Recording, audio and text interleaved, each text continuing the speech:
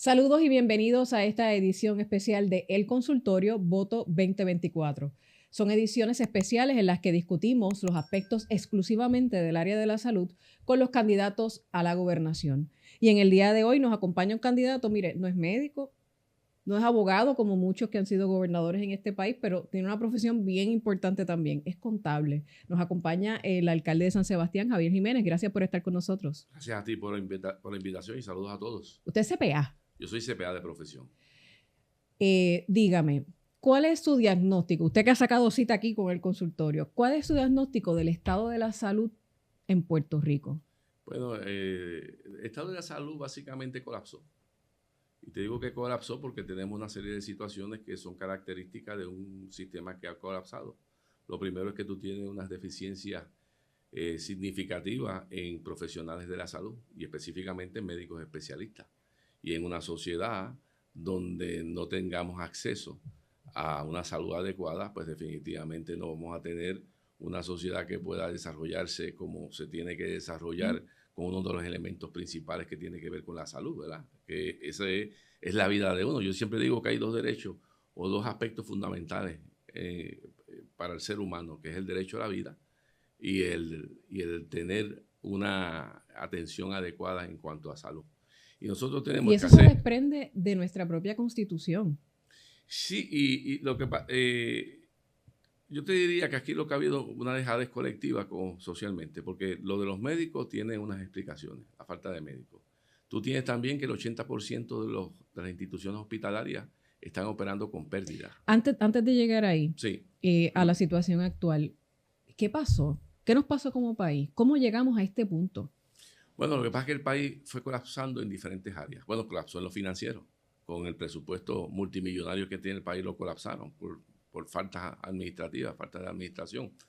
Y entonces ese colapso se extendió a diferentes sectores. En el área de la salud, la prepotencia de los planes médicos, donde establecen qué van a pagar a los suplidores de servicios médicos, qué van a pagar, cuánto le van a pagar, cuándo se lo van a pagar. Tienen la autoridad para rechazar tratamientos o para rechazar recetas de medicamentos. Pues esa prepotencia y la falta de fondos adicionales para atender el sistema de salud ha hecho que los médicos, en vez de quedarse en Puerto Rico, por esas condiciones, pues se han ido. Eso añadido a la sobreregulación en diferentes áreas. Para tú establecer una oficina, pues la sobrepermisología que tú tienes que estar emitiendo y buscando para poder abrir una oficina, pues también te ahoga. Así que todos estos elementos han hecho que el médico vea la oportunidad de irse hacia los Estados Unidos, donde practicar es mucho más sencillo y donde la compensación es mucho más significativa. Y eso pues se fue dejando al punto que, mira, al punto que estamos. Hay candidatos que plantean una relación entre nuestro estatus territorial y el deterioro en el sistema de salud. ¿Esto es un asunto de que somos colonia o es un asunto de que los que han estado no han sabido administrar bien el dinero que tenemos? Han sido unos irresponsables. Puerto Rico ha entrado, el presupuesto de Puerto Rico es siempre muy alto y nosotros hemos recibido muchas transferencias federales. Para que tenga una idea, este año es de 33.300 millones en forma consolidada, que consiste del Fondo General, que son 13.062 millones, de unos ingresos especiales que son como 4.800 millones, que esos son los comprobantes, lo que cobra el Fondo de Seguro de Estado, etcétera. Y adicionalmente de fondos federales alrededor de 15.300 millones. Una cantidad sumamente grande. Ahora, la forma como administraron el país fue una forma irresponsable, no le importaba a nadie. Aprobaron muchas leyes que no tenían fuente de pago. Lo que hacían entonces las financiaban con deuda. Y siguieron gobierno tras gobierno empujando la bola de nieve hacia el frente hasta que ya la bola de nieve no pudo correr. Para que tenga una idea, de acuerdo a un informe que sometió la Junta, que presentó la Junta de Control Fiscal en su página, ¿verdad? Yo estuve leyendo meses atrás. En el cuatrenio de Sila María Calderón se generó en déficit 4.600 millones de dólares. Es un montón, en el de Aníbal, es un montón de dinero. En el de Aníbal, pero para que vea la irresponsabilidad administrativa, en el de Aníbal, 6.300 millones. En el de Luis Fortuño, 11.300 millones. Y el de Alejandro fueron solamente, reflejan 2.000 millones, un poquito más, 2.000 millones, pero fue el cuatrenio que nos dieron una pela contributiva cuando subieron el IVU al 11,5. Hoy día tenemos el IVU más alto en todos los Estados Unidos. Nos pusieron, había una crudita 1, que es un impuesto sobre el combustible, pues se le idearon poner la 2, y la 2 y al mes pusieron la 3.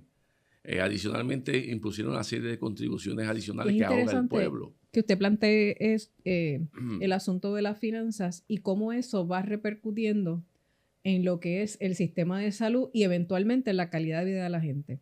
Le pregunto, usted como alcalde, obviamente tiene de cerca sistemas de salud. ¿Cómo su experiencia como alcalde manejando directa o indirectamente estos asuntos le equiparan o le ayudan a usted a entender, una vez usted entiende el micro, cómo entiende el macro, ¿verdad? Mira, nosotros... ¿Cuál ha sido su experiencia en esa área de San Sebastián? Sí, en el caso nuestro, que llevamos 20 años como alcalde, pues nosotros podemos entender el funcionamiento de las agencias gubernamentales, de estas empresas privadas que administran sistemas de salud, porque lo vivimos de día a día y estamos con nuestra gente de día a día. Nosotros sabemos de primera mano cuál es el dolor de nuestra gente, cuál es la necesidad de nuestra gente, porque los alcaldes, en su mayoría, estamos todo el tiempo en las diferentes comunidades.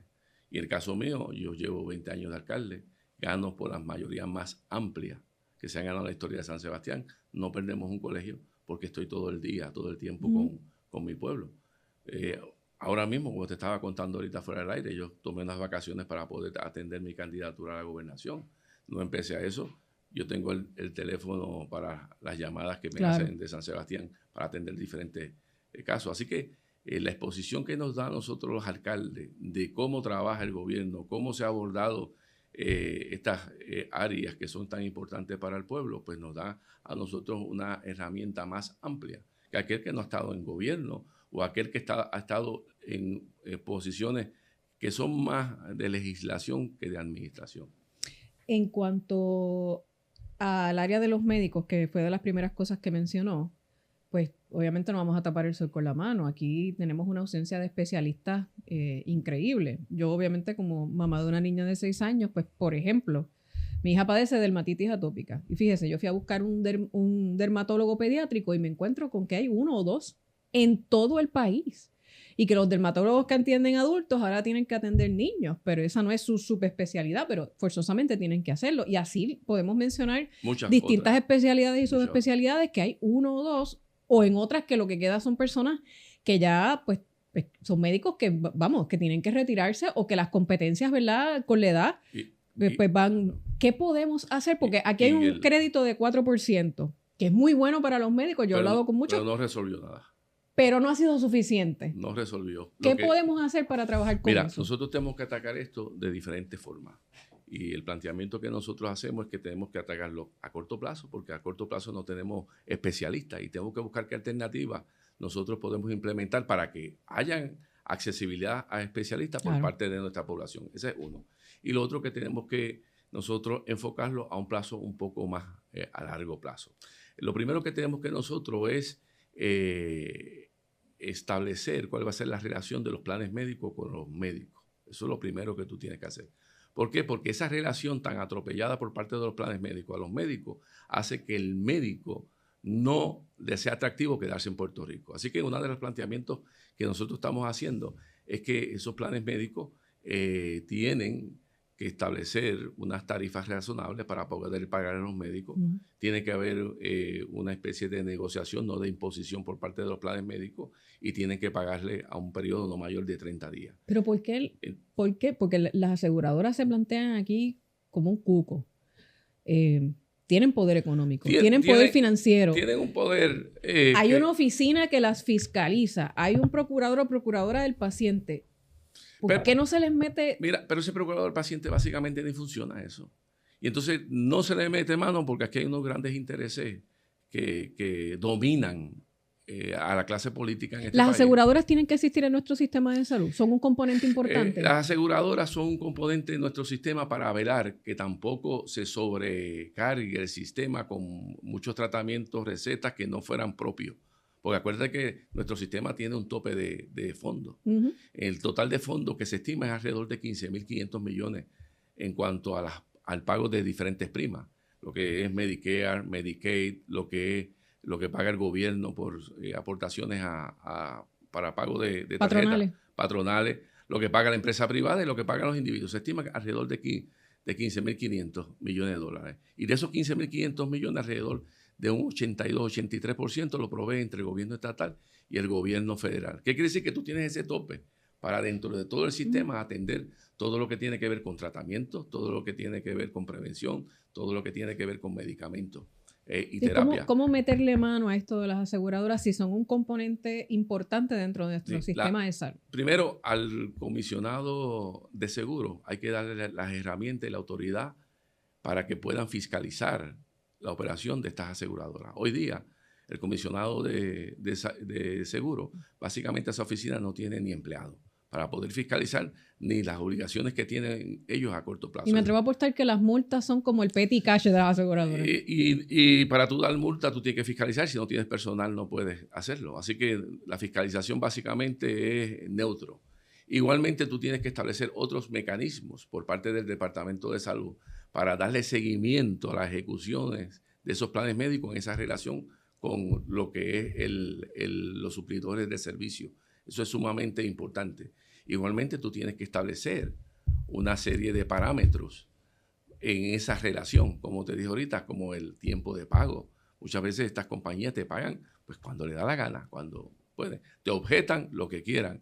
Y entonces para el médico, el suplidor del servicio, poder apelar eso, básicamente es imposible. Así que esa relación de plan médico con todos los suplidores de salud se tiene que equiparar. No se puede dejar la prepotencia de las compañías de salud. Ese es el primer paso que hay que hacer inmediatamente. El segundo paso que nosotros estamos proponiendo es que haya una reciprocidad con los médicos que practican en los demás 50 estados en Estados Unidos, que puedan practicar en Puerto Rico sin todas las trabas que se le ponen o sin que se excluya ninguno de los estados. Eso nos podrá dar acceso a nosotros a que cualquier médico que esté ya certificado por un board, por una junta en esos estados, pues mira, ¿por qué no puede practicar acá? Ese es el segundo planteamiento que vamos a estar haciendo nosotros, hacemos en nuestro plan de gobierno. El tercero planteamiento es utilizar más intensamente la telemedicina. ¿Por qué? Porque también nosotros tenemos a nivel de Estados Unidos muchos médicos puertorriqueños, especialistas y subespecialistas. Que podrían practicar desde sus respectivos estados. Pueden practicar desde sus respectivos estados utilizando la telemedicina. Nosotros vamos a hacer un inventario de todos los médicos que están en los diferentes estados para entonces contactarlos y poder hacer ese enlace con el pueblo que residimos aquí en Puerto Rico, con esos médicos. Y eso ya lo hemos visto, particularmente, pues la pandemia ha sido terrible para nosotros, pero toda situación trae oportunidades. Claro. Y la pandemia demostró que los médicos en ciertos asuntos, ¿verdad? No en todos, hay áreas donde el médico necesita ver ese paciente personalmente, pero hay otros aspectos donde pueden atendernos a través del teléfono, a través de una tableta. Yo lo he hecho aquí. Eso está funcionando, particularmente después de la pandemia se comenzó a implementar. Pues eso tenemos que usar más intensivamente, pero con nuestros médicos que están allá en los Estados Unidos, que son miles de médicos que han emigrado y muchos de ellos, gran parte de ellos tienen unas subespecializaciones que tú no las consigues en Puerto Rico. Esas son medidas a corto plazo. Otras medidas que son más a plazo intermedio y largo plazo es que el gobierno se comprometa a pagar las especialidades y subespecialidades que hagan estudiantes en Puerto Rico con el compromiso escrito que ese subespecialista o especialista se va a quedar en Puerto Rico por lo menos 5 años. ¿Y por qué por 5 años? Porque en 5 años es un periodo razonable para que cualquier persona ya se establezca en Puerto Rico. Y para esa persona y para ese estudiante, pues también es un negocio, porque no va a tener que incurrir en ningún préstamo ni en erogación de fondos porque el gobierno lo puede subsanar, ¿verdad? Y ya existen programas similares, por ejemplo, para los abogados, si trabajan en distintas profesiones a nivel federal, te pagan los préstamos. Y eso es algo que se ha hecho con mucho éxito. Y nosotros lo queremos hacer aquí, en Puerto Rico. Igualmente, nosotros como gobierno tenemos que ser más activos e identificar también ya jóvenes que estén inclinados a estudiar medicina o cualquier profesión de la salud desde las escuelas superiores. de forma tal que nosotros vayamos llevando de la mano a ese estudiante, vayamos identificando sus deficiencias, ya sea económicas, sus deficiencias en cuanto a recursos para poder estudiar, para nosotros ayudar a ese joven, para insertarlo en estas escuelas de medicina y adicionalmente, subsiguientemente, que se puedan preparar. Igualmente, el gobierno tiene que ser también más activo en coordinación con las diferentes escuelas de medicina, no empresas que sean privadas. Y esa coordinación tiene que ver desde la evaluación de todo lo que es infraestructura, todo lo que tiene que ver con adelantos tecnológicos que se utilice para la enseñanza y tiene el gobierno que insertarse en facilitar para dotar a esas escuelas de medicina con los equipos, con las mejoras de infraestructura para que se pueda convertir Puerto Rico realmente, no solamente en que estudien los que estamos aquí en Puerto Rico, eventualmente la aspiración nuestra puede ser que vengan desde afuera, personas desde los Estados Unidos, de Latinoamérica, y puedan estudiar en Puerto Rico, de forma tal que adicionalmente que nos va a proveer a nosotros un caudal mucho mayor de médicos que se puedan quedar en Puerto Rico. También vamos a generar un desarrollo económico como consecuencia de eso. Pero para eso tenemos que hacer y actualizar todo lo que tiene que ver con la infraestructura, no solamente de la universidad pública, sino de todas las universidades. ¿Pero qué hacemos con el recinto de ciencias médicas? Eso también tenemos que repensarlo en su totalidad. Igualmente la Universidad de Puerto Rico también se tiene que hacer una reingeniería. Nosotros aportamos como pueblo, como país, alrededor de 500 millones a la Universidad de Puerto Rico. Tenemos una realidad. Nosotros cada día tenemos menos estudiantes porque tenemos menos jóvenes en la isla. ¿Qué quiere decir? Nosotros, este año, el Departamento de Educación, su matrícula, había oído la secretaria que estaban como en 227,000 estudiantes. 227. Cuando tú comparas en el año 2000, habían sobre 600,000 estudiantes. La proyección es a que siga disminuyendo. Y esa proyección de que sigue disminuyendo, ¿qué te indica a ti? Que si nosotros no revertimos esta tendencia de la población, todas las estructuras nuestras se tienen que ir ajustando a la nueva realidad. A la cantidad de personas que viven aquí. Y la Universidad de Puerto Rico tiene que ajustarse a esa nueva realidad. Primero, en cuanto a las facilidades que va a seguir operando. Eso es así. Segundo, en cuanto también a los currículos que va a seguir ofreciendo. Porque también nosotros tenemos que ver cuál es la demanda de trabajo que existe en nuestra sociedad para nosotros como cuerpos, las universidades como cuerpos educativos, insertarse en eso que son necesarios, porque ¿para qué tú vas a estudiar las ciencias de, qué sé yo qué? De algo que no tiene tanta demanda. Que no tenga tanta demanda. ¿Para qué tú vas a invertir, nosotros como sociedad, invertir recursos en algo que ese estudiante cuando salga no va a trabajar nunca en eso? Entonces nosotros, a través de esa universidad, se tiene que repensar. Nosotros no podemos quedar, no, que necesitamos más fondos, necesitamos... No, Puerto Rico... Pero a la Universidad de Puerto Rico le han quitado bastante ya. A todo le han quitado fondos, porque la realidad es que según pasa el tiempo, operar el gobierno es mucho más caro, uno. Segundo, el desorden que hubo nos creó una serie de deficiencias en todas las áreas, incluyendo lo que son los sistemas de retiro. Y eso hace que se estableciera lo que llaman el pay-go, aquel famoso, ¿verdad? Donde el gobierno y todas las entidades tienen que aportar y eso te quita una gran cantidad de recursos. Y lo tercero que tenemos que nosotros ver es cómo los recursos que tenemos los maximizamos. Y nosotros, por ejemplo, si tenemos dos agencias, ¿verdad? Una que estén dando servicios o funciones similares, nosotros no podemos darnos el lujo de tener las dos. Hoy día no podemos. Nosotros tenemos que buscar alternativas. Eso podría implicar, por ejemplo, en lo que es nuestro sistema de salud, nosotros tenemos ACA para cuando ocurren accidentes.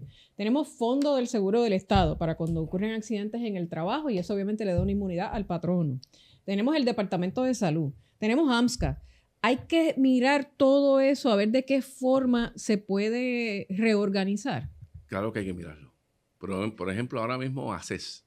ACES es el que administra la tarjeta de salud del gobierno. El Plan Vital. Sí, el Plan Vital. ACES se fundó para los años 90 y pico, cuando estaba Pedro Rosselló, lo fundaron para que administrara la tarjeta de salud. Pero cuando tú vienes a ver, son funciones que se pueden desarrollar a través del Departamento de Salud, porque ACES lo que hace particularmente es contrata a las compañías de los planes médicos. Los proveedores. Los proveedores. Y los proveedores son los que examinan todo el funcionamiento de recetas, tratamientos, etcétera. Básicamente lo que hace es administrar eso. Pues hará sentido de que nosotros tengamos una estructura con asesores, directores, un andamiaje de servicios profesionales, que si de abogados, cuando lo podemos insertar dentro del Departamento de Salud y toda esa grasa, sacarla y quedarnos en eso. Adicionalmente, cuando tú ves los demás estados y territorios, el único que opera como una agencia aparte es Puerto Rico. Porque en Puerto Rico, tú vienes a ver, nuestro gobierno se creó un gobierno grande, agencia. Y nosotros tenemos que comenzar a repensar el país.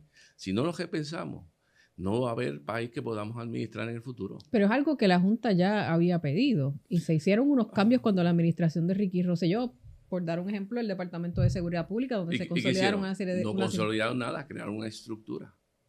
Ellos decían el Departamento Sombrilla. ¿Qué hicieron con eso? Crearon una estructura. Cogieron un pote y metieron todo ahí. Y cogieron todo, lo pusieron aquí y para administrar a todo crearon otra entidad, que eso lo vamos a eliminar. Ese Departamento de Seguridad. Ese Departamento de Seguridad no tiene funcionalidad y no tiene actualidad con la realidad que vive el pueblo de Puerto Rico. Pero entonces crearon una estructura adicional. La Oficina de Inspector General, otra estructura, cuesta 20 millones. Y cuando tú vienes a ver, nosotros no podemos seguir creando estructuras. ¿De dónde sale el dinero para pagar eso? De todos nosotros. De todos nosotros, del trabajo que nosotros realizamos de día a día para ganarnos el dinero. El gobierno lo dice, dándonos los chavos nuestros. Un IVU de 11,5. Yo digo que el IVU es como la sombra, donde quiera te persigue, ¿verdad? 11,5. Cada vez que tú vas a comprar, tienes que pagarle un 11,5 al gobierno por tú poder comprar. Las contribuciones te llegan al 33%. Cuando tú llegas a esa tasa del 33%, quiere decir que de cada peso, tú el 33% se lo tiene que dar el gobierno. 33 chavos son para el gobierno. Son 33 chavos, una tercera parte. Pero adicionalmente ya pagaste IVU. Pero cuando echaste gasolina también pagaste el impuesto a la crudita, la 1, la 2 y la 3. Y cuando va a hacer una gestión es un comprobante aquí, un comprobante allá. Mira el permiso único ese. El permiso único, tú tienes que renovarlo cada 3 años o cada año, dependiendo del comprobante que tú pagues. Sin razonabilidad alguna, porque si tú tienes un negocio, no cambiaste el propósito del negocio, el uso que le ibas a dar, hará sentido que tú cada 2 años, cada año, cada 3 años, tú tengas que renovar lo mismo. ¿Sabes? El gobierno nos ahoga y nosotros tenemos que revertir esa ecuación. Si nosotros queremos que Puerto Rico se fortalezca, que sea una alternativa para que nuestros jóvenes se queden y los que se fueron puedan volver, nosotros tenemos que cambiar la forma de hacer gobierno y la forma también de enfocar el empresarismo. Si esa ecuación no la cambiamos, créeme que no vamos a tener alternativas como país. Hay un aspecto, y hablábamos sobre la demografía de Puerto Rico, y en esa demografía, Puerto Rico es el país que más rápido envejece. Sí, la mediana está como en 42, 43 años. O sea, yo creo que ya pronto las personas de 60, 65 más van a hacer 1 millón de vidas. Estamos cerca, porque tú sabes que... O sea, que de los que quedamos, la mayoría son personas mayores. Las estadísticas nos dicen que son viejos, pobres, con poca educación. O sea, todo eso incide en la salud de las personas y en la calidad de vida. Claro, y eso nosotros como sociedad tenemos que enfrentarlo. Y una de las cosas que nosotros tenemos que tomar muy en consideración, ese planteamiento que tú dices, cómo va a incidir en nuestra vida como sociedad. Porque hoy día tenemos alrededor del 30% de nuestra población son mayores de 60 años. En el 2030 vamos a tener el 35%. Y en el 2040 el 40%. Casi la mitad, imagínense. El 40%. Con también el agravante... Eso va aparejado a unos costos médicos y a unos costos de salud. Hoy en día tenemos 500,000 de personas o más que son diabéticas. El 80% de nuestra población está sobrepeso o es obesa. Entonces, eso tiene un costo también. Porque el fuego tú no lo prevés. El fuego tú lo dejas que pase y entonces con baldes de agua empiezas a apagarlo. Y una de las cosas que nosotros tenemos que como sociedad que reenfocar es cómo nosotros desde las escuelas comenzamos a darle unas herramientas a ese niño referente a hábitos de salud, a la importancia del ejercicio para mantener la salud física, a detectar problemas de salud mental, a conocerse ¿verdad? Conocer su cuerpo, ese niño en el sentido de que ve algo que no está funcionando adecuadamente, lo pueda detectar. Así que nosotros tenemos que comenzar, si queremos tener en el futuro una sociedad que no tenga esas características, pues tenemos que comenzar. Pero ya la tenemos encima. Pero tenemos que comenzar para esos que se están levantando. Porque nosotros en algún momento tenemos que romper esa cadena. Porque si no la rompemos ya, esos niños que están hoy, va a agravarse la situación en el futuro. Entonces con el agravante, Marlene, que el agravante que la población sigue disminuyendo. Hoy día tenemos 3.2 millones. En el 2000 teníamos 3.8. En el 2030 se proyecta alrededor de 2.8, por ahí. Y en el 2050, alrededor de 2.2 millones. Imagínate la curva de población disminuyendo. Al ritmo que vamos, ese 2.2 casi todos van a ser adultos mayores. Pues entonces tú vas a tener, de ese 2.2, tú vas a tener un 40%, quizás más, que son adultos mayores de 60. Entonces, ¿qué características tiene el adulto mayor de 60 años? Primero, que comienza a generar ingresos pasivos, que son seguro social, quizás algunos intereses, etcétera. Tengo una cuentita que tengo. La mayor parte de esos ingresos pasivos tienen exenciones contributivas o tributan a tasas más bajas. Eso te dice que esa población va a tributar menos a mantener un gobierno. Entonces, y es normal que esa capacidad productiva se va a ir reduciendo. Y eso es normal, pero lo que te quiero decir es que si nosotros no cambiamos la forma de hacer gobierno, vamos a tener un gobierno grande con menos gente aportando. Entonces, esa menos gente que está aportando, pues entonces tendría que aportar el salario completo. Porque hoy día que todavía no se ha agravado la situación como se prevé que se agrave, pagamos las contribuciones más altas. Pues entonces nosotros tenemos que ver ya, hacer un paro aquí y decir, espérate, nosotros somos una sociedad, estamos todos en el archipiélago nuestro. Pues ¿qué sociedad nosotros queremos? ¿Qué gobierno nosotros queremos? ¿Qué oportunidades queremos para nuestros hijos? Pues no puede ser lo que llevamos. Lo que ha llevado ha sido la irresponsabilidad administrativa. Tú oyes ahora en las campañas como si fuera un catálogo de ofertas. No, yo te voy a dar tanto, yo te voy a hacer aquello. Miren, algunas veces yo veo algunas de estas propuestas que rayan en lo irresponsable. ¿Por qué? Saben que no se puede hacer, porque no hay los fondos para hacerla. La única forma de que tú puedes proveer algunos recursos adicionales a diferentes sectores o bajar contribución, que debe ser la meta que debemos tener nosotros como pueblo, es como bajando costo de gobierno y aumentando desarrollo económico. Y para aumentar desarrollo económico, ¿qué tú tienes que hacer? Empezar a liberalizar cómo las personas pueden hacer negocio, la rapidez cómo el gobierno atiende lo de los permisos, sin perder de perspectiva el control de los aspectos que son de salud, seguridad y control de todo lo que son los recursos naturales. Pero tiene que ser ágil. Tú me dices a mí que tú vas a sacar permiso para hacer una urbanización, te puede tardar 3, 4 años en permisología. O más. O más, o vas a hacer algún negocio de manufactura o lo que fuera y te tarda tanto tiempo. Pues, ¿qué hace? No estimula a nadie a que venga a hacer negocio, todo lo contrario. Como dicen en el barrio mío, lo espanta. Y entonces nosotros tenemos vamos a empezar a ver esto, cómo hacemos gobierno. Y el gobierno necesita administración, de eso se trata. El no administrarlo, mira cómo estamos. Quebraron el país. La quiebra más grande en todos los Estados Unidos. Entonces, con el agravante que tenemos, que en este cuatrenio, en este último año, la legislatura aprobó proyectos de ley por alrededor de $1,000 millones que no tenían fuente de repago. Que si la Junta no lo hubiera detenido, hubiera sido déficit. Que es una exigencia de la Junta, que todo proyecto tiene que tener esa fuente de repago. Pero había tenido un déficit en su totalidad. Así que la administración pública es un imperativo. ¿Ustedes plantean en su programa de gobierno? Todavía no lo hemos puesto. Ese debe ser el anterior. Bueno, pues el que está colgado en la página planteaba que utilizarán como modelo los parámetros dispuestos en la Ley de Carta de Derechos y Política Pública a favor de los adultos mayores. Bueno, en adultos mayores nosotros tenemos una serie de propuestas. Y adultos mayores, por ejemplo, en el caso nuestro, nosotros tenemos que darle una atención particular. En el caso mío de San Sebastián, yo anteriormente tenía programas de amas de llave, y en los últimos años, después de la pandemia, empezamos a ver un deterioro marcado en la salud emocional y física de nuestras personas de edad avanzada.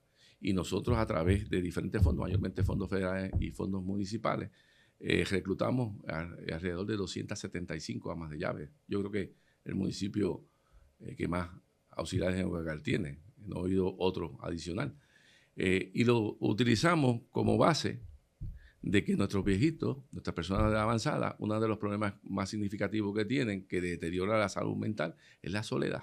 Ese es uno. ¿No tienen con quién hablar? No tienen. Algunas veces no tienen quien le haga la comidita, porque muchas veces ya no pueden, no tienen la capacidad para hacer eso. Ellos son, yo digo que son como los bebés muchas veces.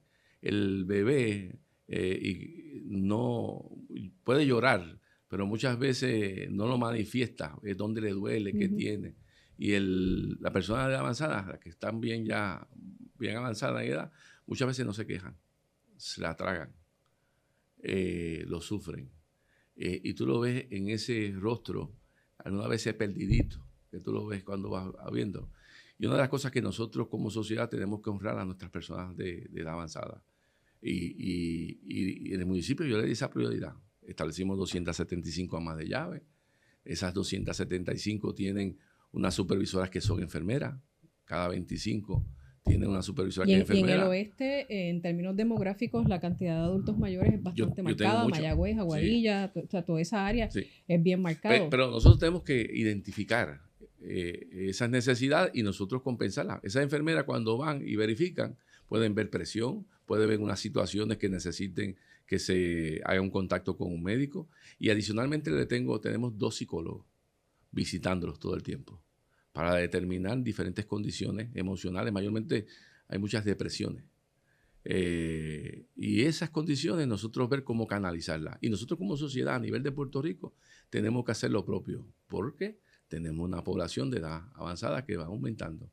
Adicionalmente, tenemos ¿Usted también... siente que nosotros como país, más allá del edadismo, no apreciamos el caudal de sabiduría y conocimiento que tienen nuestros viejos, como por ejemplo en los países asiáticos?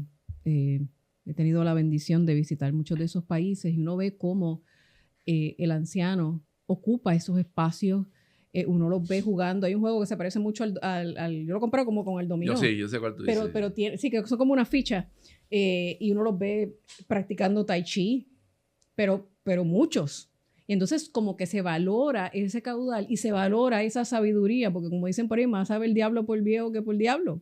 Y el tiempo te da la experiencia, la madurez para poder enfrentar diferentes situaciones. Y se integran, es lo que quiero decir, se integran a la sociedad.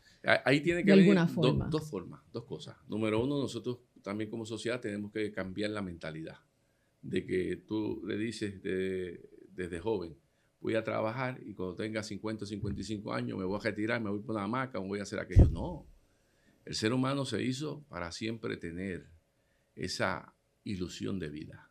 No para retirarte, quedarte sentado sin hacer nada. Cuando tú te quedas en eso empiezan las manías. Me duele aquí, me duele allá. Tengo hay que mantener problema. Hay que mantener la mente activa. Vienen los problemas de depresión. El ser humano se hizo para siempre tener una ilusión y una preocupación mayor. Que tú no vas a tenerla al nivel cuando estabas joven. Pues claro que no. Pero tienes que tener esa ilusión. Y adicionalmente, toda esa experiencia que tú acumulaste en la vida y la madurez que te da el tiempo para tú poder enfrentar situaciones y la sabiduría, eso tú no puedes dejar que se muera. Todo lo contrario, tú tienes que hacerlo disponible a tu comunidad, a tu vecino, a tu sociedad, a tu patrono, porque tú puedes continuar trabajando. Entonces, esa mentalidad nuestra, nosotros tenemos que empezar también a cambiar eso. Eso de que tú tienes 50, 60 años, yo voy a retirar, no. Todavía nosotros podemos estar en esas edades muy productivos. Aportando al país. Mira, en Estados Unidos tú ves los políticos. Tú ves muchos políticos que tienen hasta 80 años. No es para tanto, ¿verdad? Pero te quiero decir que todavía tienen esa ilusión y aportan todo ese caudal de experiencia que solamente te da la vida.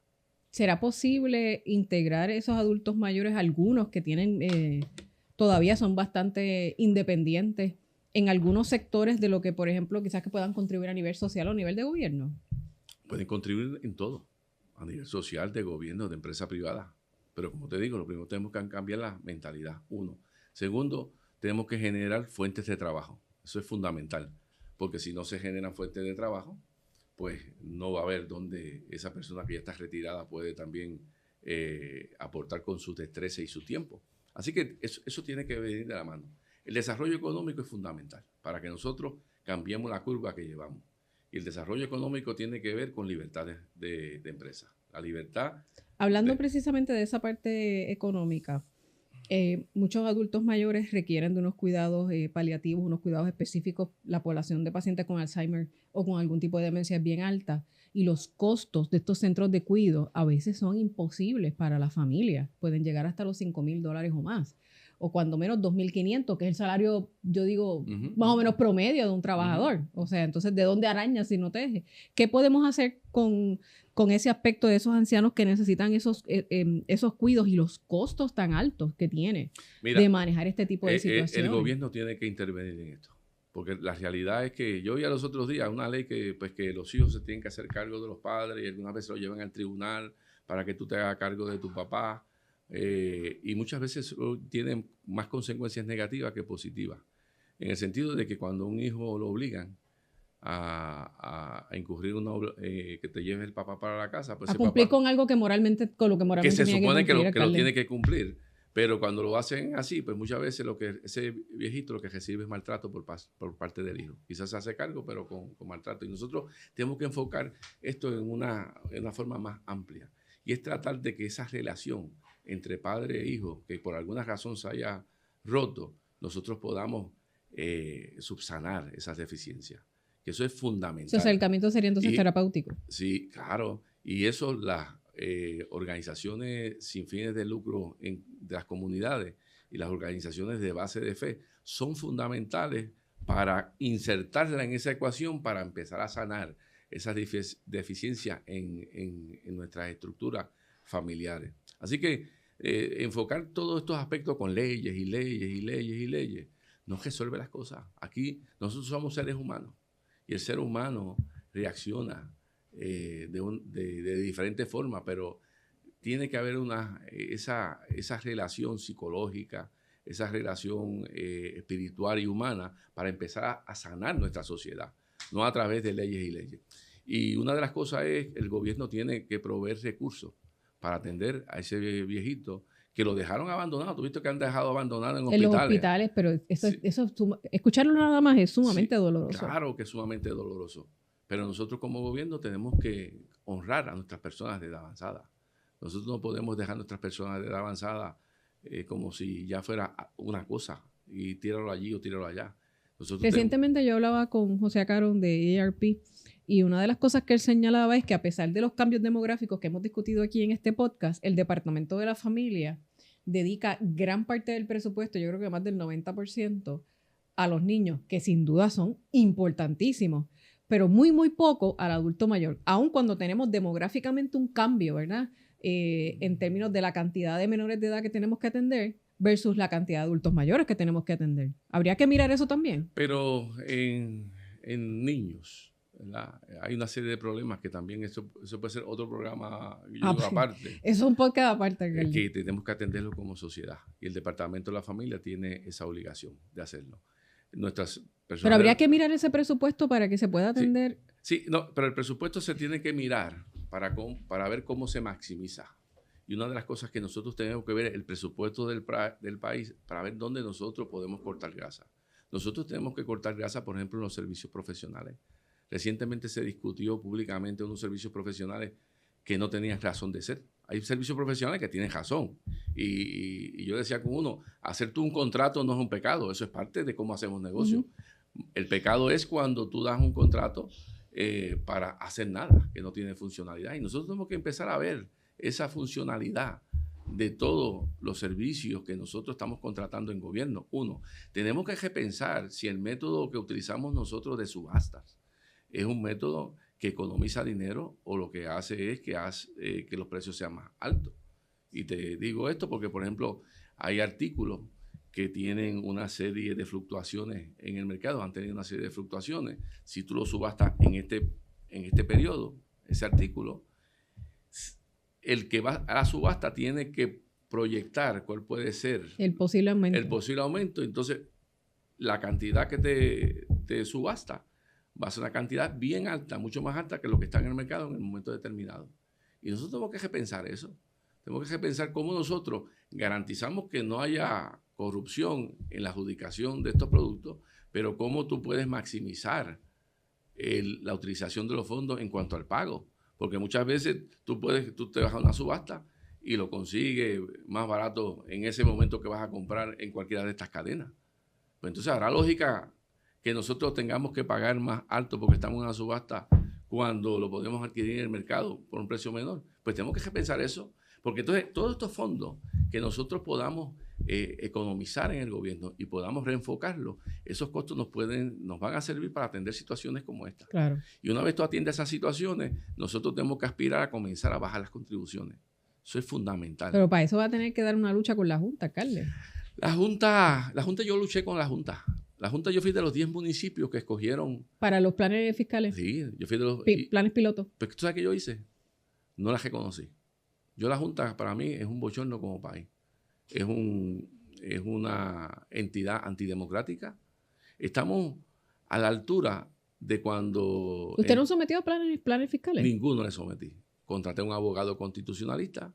Ellos se reunieron en varias ocasiones y yo les dije que me llevaran al tribunal porque yo no reconocí la autoridad de ellos, y aún más cuando yo tengo el municipio que estaba operando adecuadamente con superávit. Ellos me enviaron una serie de requerimientos de información y adicionalmente me enviaron que no podía gastar en donativos, ligas de las comunidades, donativos que se le hacen a personas que tienen una necesidad. Claro. Y yo no las reconocí. Y la Junta para mí es un ente que es inconstitucional, es inmoral y es un bochorno para nosotros como pueblo. ¿Qué vamos a hacer cuando comencemos? Vamos a cabildear para que esa ley promesa se derrogue. Pero adicionalmente vamos a legislar para que se le lleve a cabo un referéndum para establecer en nuestra Constitución salvaguarda para que el desorden que hubo en el pasado, que quebró el país, no lo vuelva a ver. Y uno de esos elementos que nosotros debemos insertar en nuestra Constitución es que ningún proyecto de ley que se legisle, que conlleve carga fiscal, si los fondos no están identificados, no se pueda legislar ni se pueda aprobar. Y los fondos que la Constitución ya tiene una salvaguarda. Lo que pasa es que se han buscado mecanismos jurídicos para... Pero fue de las deudas, no de eso. De la deuda. Y entonces... yo recuerdo cuando hablaban de la deuda extraconstitucional. No, se hicieron y todo el mundo, se hizo una ortopedia jurídica como para darle la vuelta a eso. Claro, y todos los políticos con más contentos. Es una deuda extraconstitucional. ¿Y qué era una deuda extraconstitucional? Una deuda ilegal que la hicieron como si fuera algo natural los mismos políticos para seguir endeudando el país. Pero en este caso sería de proyectos que se fueran a someter. Por ejemplo, esos proyectos que conllevan una carga de 1.000 millones que se hicieron durante este último año, pues no se podrían hacer. ¿Por qué? Porque si conllevan una carga fiscal, pues el proyecto tiene que identificar de dónde van a salir los fondos y no pueden ser de más contribuciones y no pueden ser de fondos no recurrentes. Así que yo te diría que nosotros como país nos podemos gobernar. Aquí hay mucha gente con el talento y la capacidad de gobernarnos. No somos todos estos políticos irresponsables que quebraron hasta la autoridad de energía eléctrica. ¿Usted cree que la gente de a pie entiende la correlación entre las finanzas y cómo los servicios, en este caso, ¿verdad?, que es un podcast de salud, cómo los servicios o la calidad de vida de la gente se ha visto afectada? Mira, yo creo que... ¿O todavía hay camino que recorrer para que la gente entienda la relación entre las finanzas y cómo mi vida individual se está viendo afectada por ese desmadre que hemos vivido por las pasadas décadas? Pues yo creo que la gente se ha dado cuenta desde la quiebra para acá.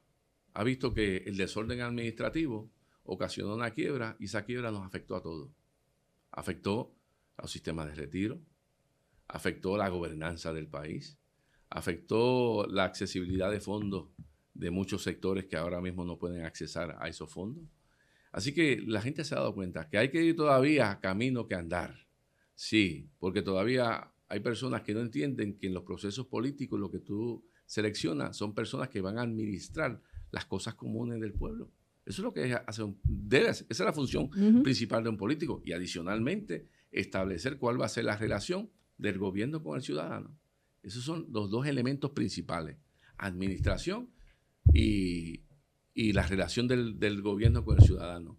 Y el no haberlo hecho en el pasado nos dio como consecuencia eso que tuvimos, la quiebra más grande, sistema de retiro colapsado, la Autoridad de Energía Eléctrica, todo el sistema eléctrico colapsado que lo estamos viviendo hoy día. ¿Y cómo eso afecta a la salud? Fíjese, porque entonces las oficinas médicas que se quedan sin luz. Mecanismos o instrumentos médicos que requieren una alta capacidad de energía, con las meras fluctuaciones se daña y a veces hablamos de cientos de miles de dólares en arreglo. Hasta el que usa la máquina para dormir, alcalde, que a lo mejor se va la luz y no la tiene. Los medicamentos, las insulinas que tienen nuestras personas de la avanzada en sus casas, adicionalmente te crea una ansiedad. Yo recuerdo cuando hubo esto de la tormentita esa que pues en San Sebastián, yo no sé, se quedaron un montón de sectores sin energía eléctrica y allí no pasó ni un viento, yo digo, ni para borrar una chiringa esa. Y se quedaron montones de sectores sin energía eléctrica. Y estuvieron por espacio, muchos de ellos, 3 días, 4 días. Y me llamaban personas mayor de edad avanzada, con una ansiedad. Me decían, es que yo no tengo ni planta, yo no tengo esto, no tengo donde cocinar. Entonces, pues, uno como alcalde pues tiene que manejarlo. Yo había comprado alrededor como de 70 plantas para situaciones, personas encamadas, personas situaciones críticas. Situaciones críticas. Y pues la ayudábamos en ese sentido. Pero mira el grado de ansiedad que crea todo esto. Entonces, igualmente para nosotros, de día a día, tú sales de tu casa y por la noche tú no sabes si vas a tener energía eléctrica o no.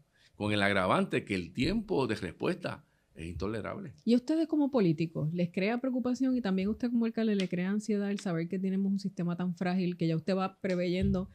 Anunciaron una tormentita, pero ya la mente de usted va 2 pasos más adelante. Pero yo lo resolvería. Y eso le crea un estrés de decir, va a pasar todo esto y estas son las consecuencias. Yo en el caso de San Sebastián tenemos preparado un plan de contingencia. Nosotros tenemos, yo te diría que allí debe haber como 5,000 postes, materiales eléctricos que antes no teníamos.